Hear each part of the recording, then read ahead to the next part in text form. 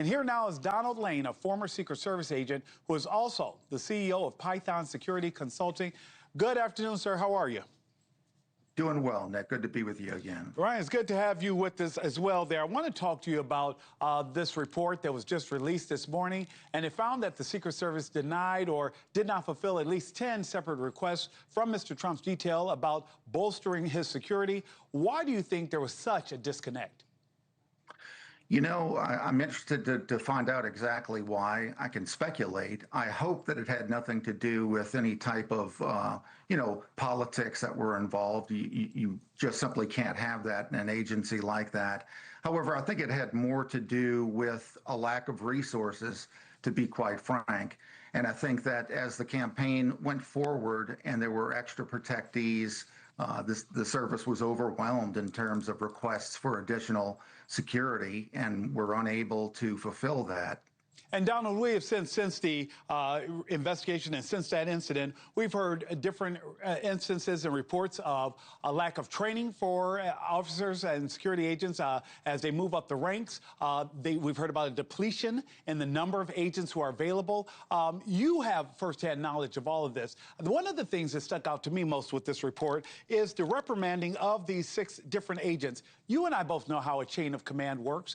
Are these agents responsible for the lapse in security? Well, yes and no, Nick. You know, I'd have to see the actual internal report that the agency did. Obviously, if there's outright negligence, in other words, they were aware of these things and just simply decided that they weren't important, then they need to be held accountable for that. However, I think this was there's more of a systemic problem in the agency that led to this. I think complacency was a part of it.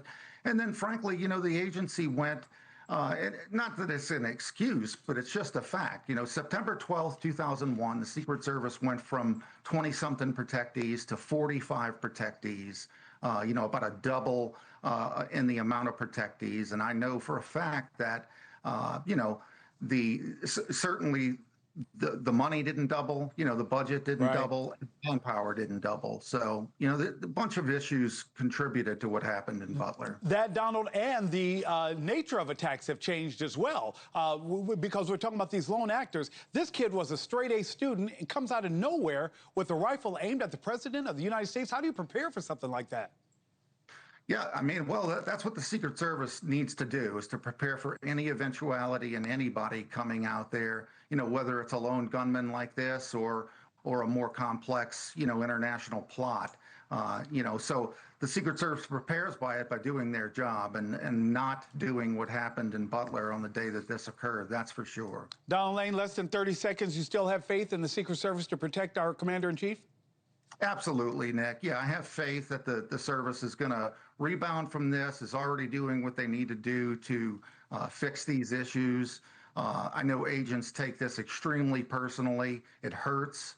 We're human beings. No one wants to see things like this happen. And I do believe that we're heading in the right direction with new leadership, fresh leadership, and an eye on making sure that we do the best job, or the agency does the best job that it can. Donald Lane, former Secret Service agent, thank you so much for joining us this afternoon. Thank you, Nick. God bless. More